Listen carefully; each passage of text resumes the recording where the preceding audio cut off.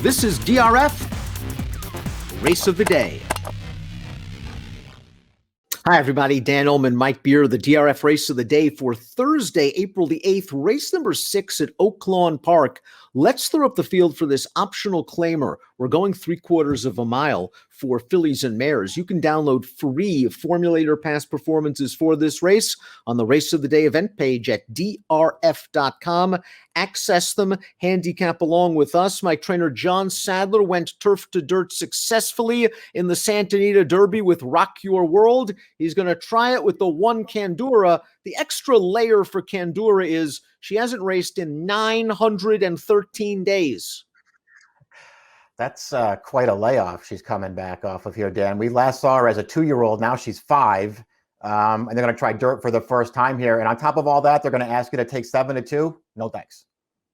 Let's take a look at the Timeform US pace projector for this race. We see Candora also at the back of the pack. And if that's the case in this short sprint, she'll be getting dirt kicked in her face for the first time. She's a $240,000 yearling. The dam was unraced on dirt, a stakes winner on turf, but she's by into mischief. She should handle the situation. But Mike mentioned this 913-day layoff coupled with the 7-2 morning line is tough to take. We see the 2 Lamb out also near the back of the field. She's a nice mare, Mike. She's won 7 times in her career, and in her first start off the claim, she faced a very live group of starter allowance horses. 3 horses came out of that race to win, including the winner, who won for the 18th time when earning a 79 buyer in her next start. I agree. There's nothing wrong with this horse at all. She likes to win races. She faced a pretty good group off the claim last time and ran just fine, I thought, even though she was never a real threat in there. You know, she's a little bit slow, assuming one of the more lightly raced horses not only shows up with their good race, but, you know, perhaps even takes a step forward.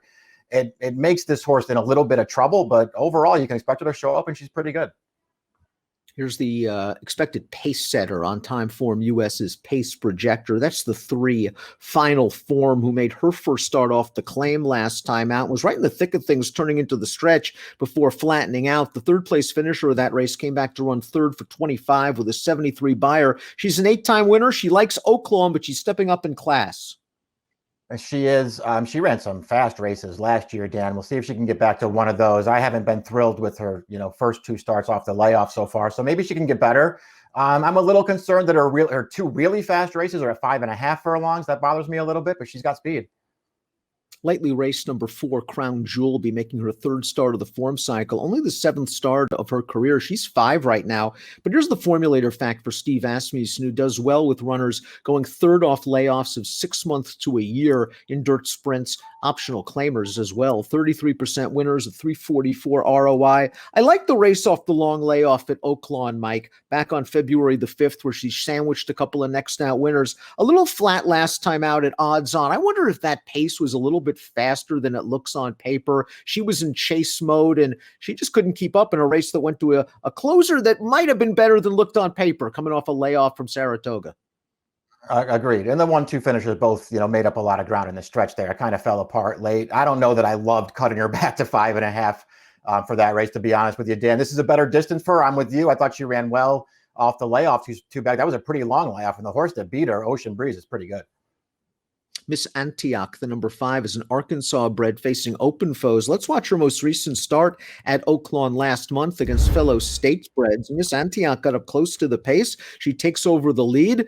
There are a lot of horses that have a big shot here at the 3/16 pole, but Miss Antioch is the best. She will draw off to win, career best 70 buyers. She'll have to move forward, but I like the way she repels this horse on the outside. I agree with you. She was very game in this race. This was a good spot for her. You can see she was a pretty short price in that race, Dan. She fit right in with those horses, but she was very game to deny that challenge in the stretch. And she has really good tactical speed. It feels like another good trip's coming for her in here.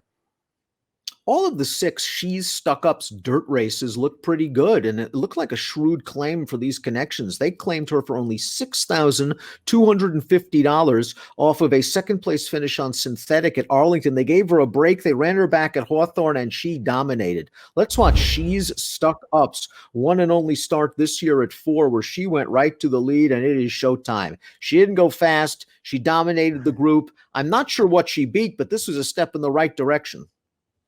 Yeah, true enough. I mean, she took a big step forward in here. It feels like the competition at Hawthorne certainly isn't as stiff as it is at Oaklawn. But I won't knock this horse. She's probably going to be a fair price again. As you mentioned, the only other 2 times they ran her on dirt prior to the claim, I mean, they weren't fast races, Dan, but she was right there at the end. Big price on the 7, Drink at the Creek, a horse coming off a little bit of a layoff, about 3.5 months, an horse that would need a little bit of pace. She tried 2-turn sprint at Charlestown, might not have gotten enough pace in that race. Before that was a shortened sprint at Mountaineer over the slop, then 2 turns. So maybe you can make excuses for her last few races. But that being said, this Indiana bred has got to improve from a speed figure standpoint.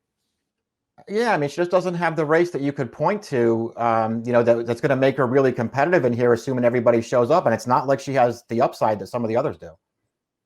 Wonder if Cynical Girl, the 8, continues her preparation for a Canterbury foray over the summer. That's where she was based last summer and was able to win a maiden sprinting on the turf. For one start this year was the Crown Jewel race that we just saw. She ended up finishing 4th. She just fell far behind in the early part of that race on the turn. She finished belatedly to be 4th. I think she can do a little better, but I wonder if turf is going to be her best option over the summer. Yeah, she didn't run that well last time. On the outside early in there, but you could just tell she was never going to get involved. But it was off the layoff, so maybe she just needed it. I was also disappointed in her prior dirt race, Dan, at Canterbury last year. I mean, she was 1-5 that day. She never looked like she was going to win. Her 2 fast dirt races here at Oaklawn last year, I thought they were both pretty good. I wonder if she's still that horse. The 9 is Break Curfew, and you know Break Curfew from her races in New York for Steve Asmussen, and I've seen plenty of her at Laurel for Steve Asmussen, and I was underwhelmed. She did finish ahead of Crown Jewel, however, at Oaklawn. Let's watch Break Curfew's most recent race. We turn into the stretch. Again, we think this pace was pretty fast, and we see Crown Jewel. She was in chase mode in the Black Cat, and to her outside is Break Curfew, and Break Curfew is going to get up for second in here. I don't know, Mike. I've had just about enough of her. If she goes off at 7-2, she hasn't won forever. I'm going to try to let her beat me. Yeah, that's how I looked at it too. I mean, I'm not going to argue with anybody who says, listen, she just ran against a couple of these same horses and they were far behind her at the finish of that race. And you'd be 100% correct. She ran fine last time. I do not like this horse. I never liked her. I didn't like her when Chad Brown had her. I didn't like her when Asmussen had her, and I don't like her now. Let's take a look at our top picks for the Thursday DRF race of the day. We're both going with Crown Jewel. Asmussen 3rd off the layoff. I think she'll be a little tighter here. I usually don't believe in the bounce theory. Maybe that's what happened last time, 2nd off the long layoff. She'll be in the thick of things turning for home. Yeah, I'm going to take her too. I expect her to take money in here, Dan. I thought about putting Cynical Girl on top. I do think she has a race or 2 that would give her a chance. I was just kind of turned off by her last 2 dirt races. 4,859 for Mike, 4,596 for me. It's the Thursday DRF race of the day, race 6 at Oaklawn Park. Best of luck.